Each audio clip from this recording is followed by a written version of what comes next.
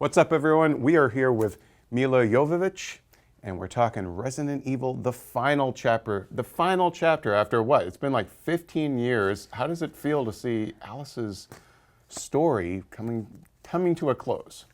Well, it's definitely a little bittersweet, that's for sure. But it's one of those things where Resident Evil has always been a very organic film franchise in the sense that we've never really put it out year after year, at a certain date where, it's kind of being shoved down people's throats. And, it always came because we had a new script and we really enjoyed it and wanted to make a new one.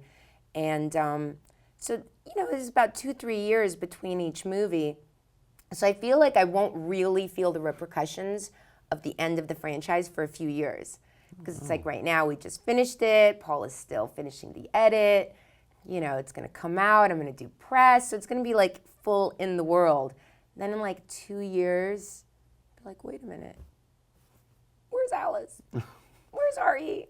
Ah. So, come on, let's just talk turkey here. There's really no chance Alice is coming back or anything. This really is the final chapter. Like, hold out any hope at all for the fans that want more of I it? feel like every time we've made a Resident Evil film, it's always felt like the final chapter for us. Okay. In the sense that, we never kind of take for granted that there's going to be another one. I mean, when we made the first one, that was it.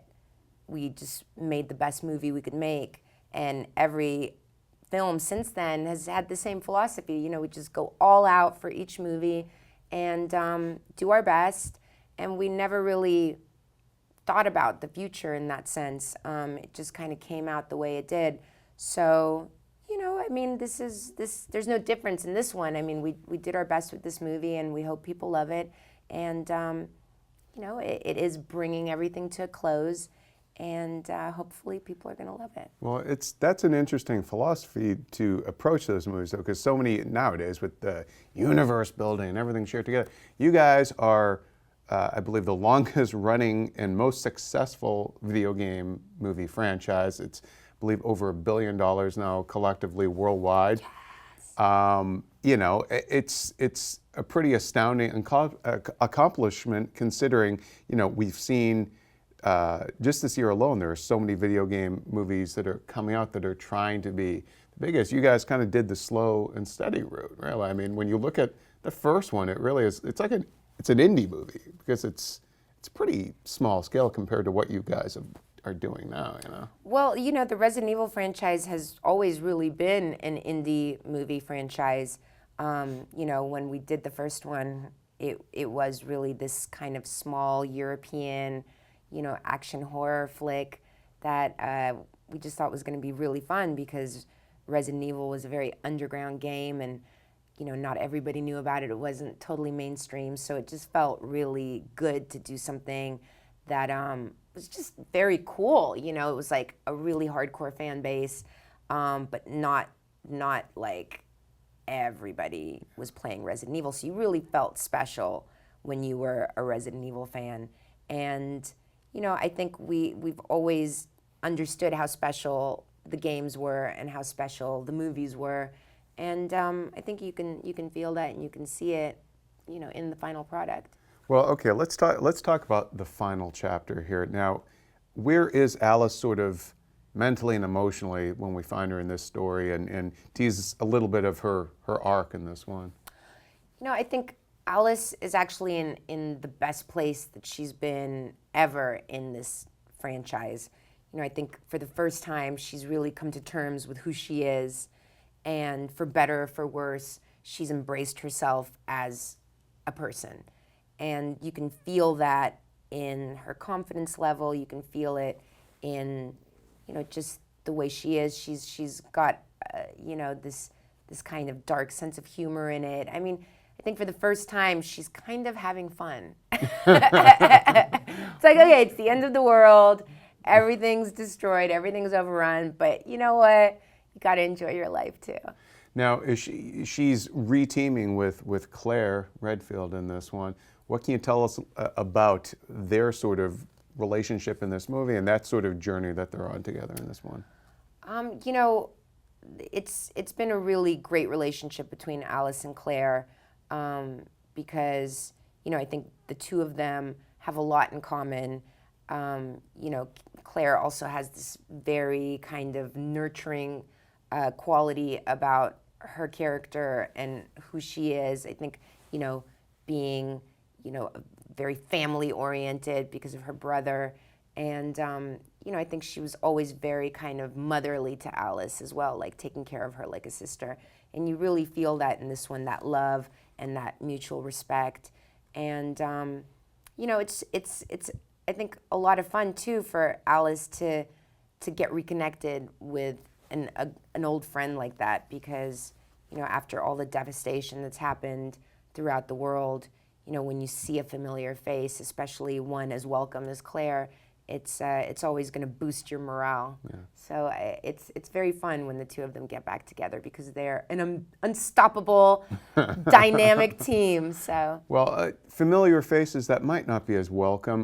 Dr. Isaacs, you see him in the new trailer. What can you tell us about what that bastard's up to this time around? And well, Dr. Isaacs is a really fun bad guy, because he just doesn't seem to go away. He's insidious. He keeps coming back, and we love him for it. We have just had this wonderful romance with Ian Glenn since Resident Evil 2, and it's been such a great journey. And it's funny because when we finished 3, he said to Paul, "Now, this isn't the end for me. You can bring me back at some point."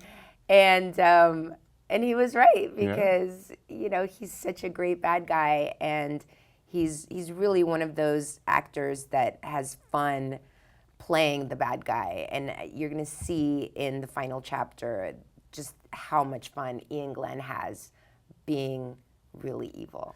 Now, it's really great to watch. He's despicable. He truly is. Ian Glenn, you're despicable, and we love it. But we love you.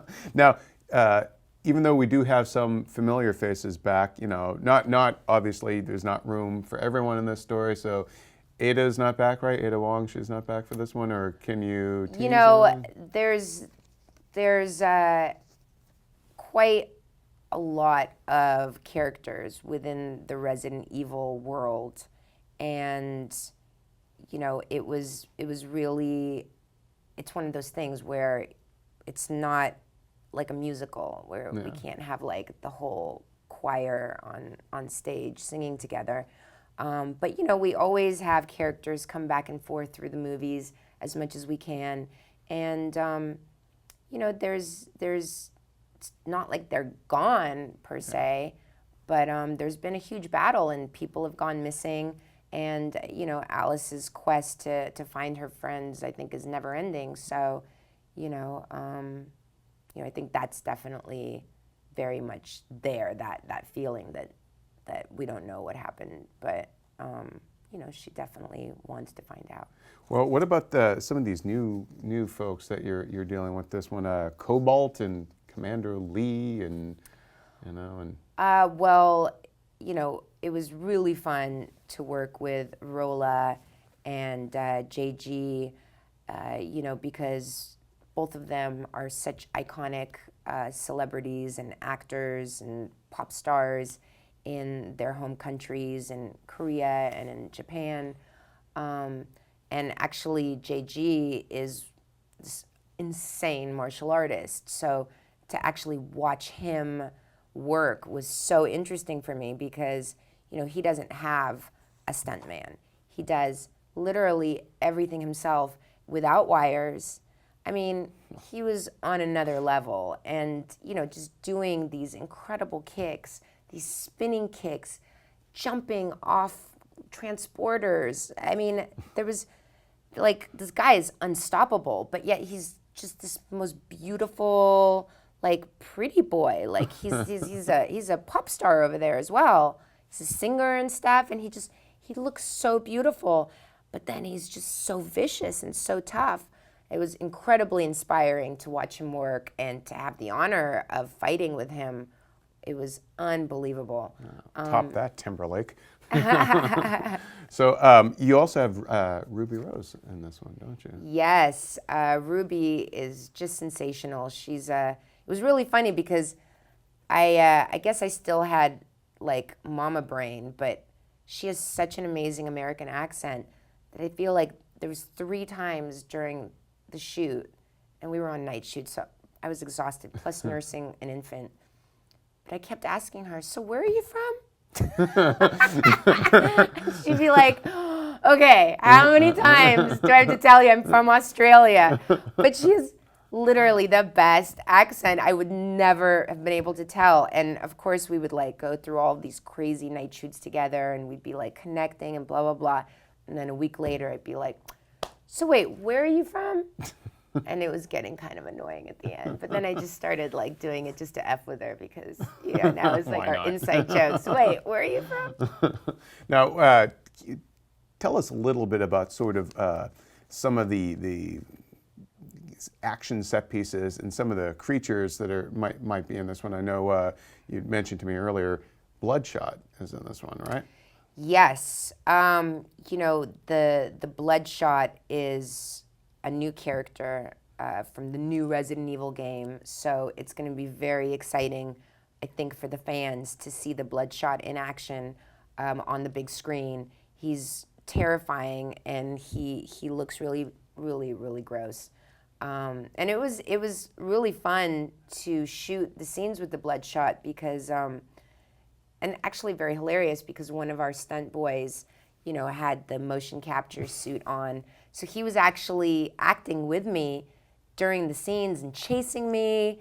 And, Paul would have to remind him like, wait, you're like 7 feet tall. So actually, you have to be over there. And when you reach for her, you have to like jump forward because, you have to like span. And then a lot of the times the camera and stuff, would be on him and me.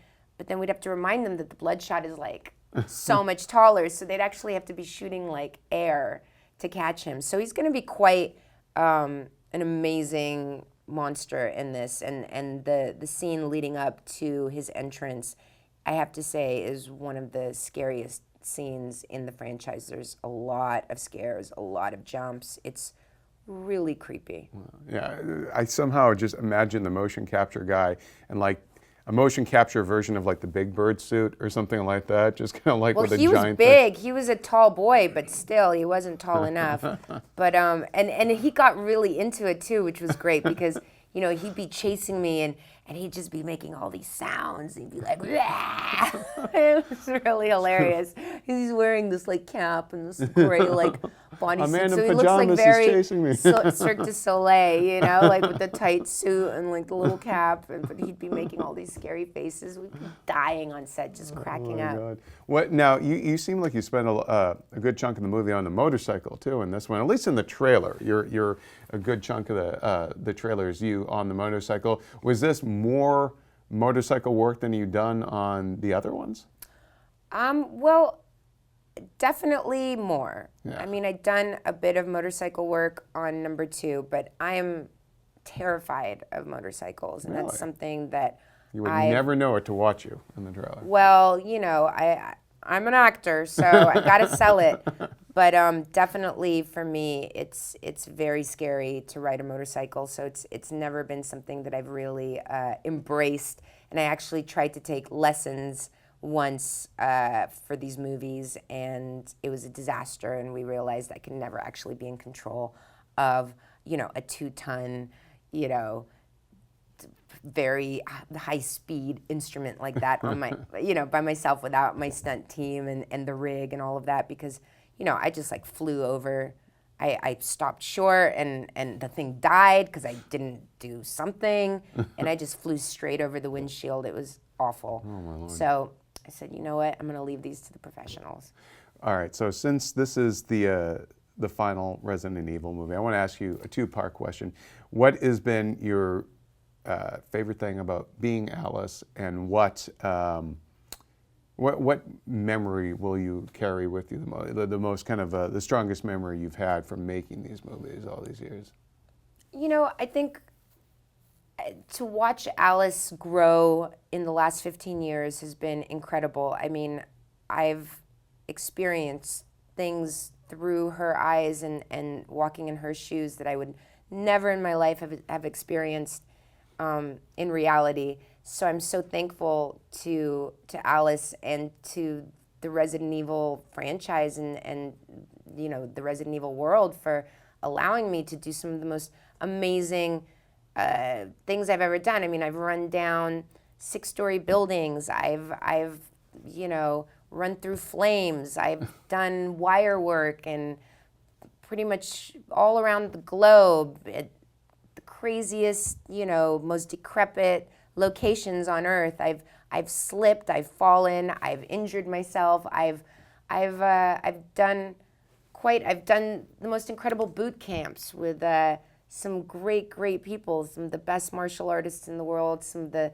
most amazing gun wranglers. I mean, it's been the experience of a lifetime playing her. And, you know, she's made me who I am. I mean, I've definitely become a tougher, better person for playing this part. You know, if there was any diva left in me when I started this franchise, Alice definitely kicked her, shoved her, and crawled her way through dirty spaces out of me. Milla Jovovich, thank you so much for joining us today. Thank you, Jim. Talking about Resident Evil, the final chapter in theaters, January 27th, 2017. For all things video games, movies, everything Resident Evil, keep it here on IGN. Thanks for watching.